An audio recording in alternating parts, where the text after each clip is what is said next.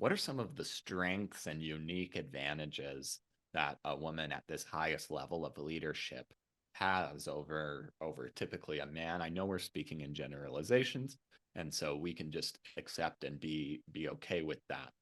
But what do they have in their corner that they could see as an advantage, as an asset, as an ally that would typically come natural to a woman, but not necessarily to a man? Great question. I wrote a whole book about that. So my book is called Your Hidden Advantage. And the concept behind it is, what is the unique thing that you have that makes you different than other business owners, makes your company different? And how are you structuring your business so that you are communicating that value? And that's a really tricky thing. Again, as women, we tend to wait until we're given permission to speak. We're very polite, we're very friendly, but we don't need to wait for permission. And we can speak up and speak out. And that's very much what I talk about in the book. One of the huge advantages that we have as women are our powers of perception and intuition. And when we use those powers, when we trust that our intuition is leading us in the right direction, it is extremely powerful. The challenge is we don't always trust that. And again, as we grew up, we didn't recognize that that was a strength.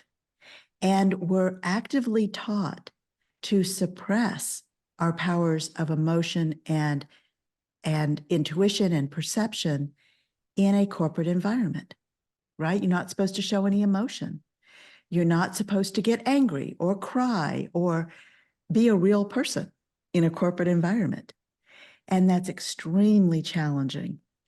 I think it's challenging for us as humans, but it certainly is as women. And I think it's one of the main reasons that so many women feel trapped inside of corporate environments. So then you move over, let's say you start your company and you're building it and you become very successful. Now you write the rules and you develop the culture inside your company. But that mistrust of yourself and your own judgment is still there. And so that's a lot of the journey that women experience when we do own a business, is learning to trust our instincts. And that takes time, and it takes a series of really good, solid decisions so that we start to trust that we do make good decisions. And sometimes having a small group of peers can help with that, because you get reinforcement from women who are at a similar stage in their journey and maybe generating the same level of revenue that you are. And so that can be really helpful, is to have that positive reinforcement.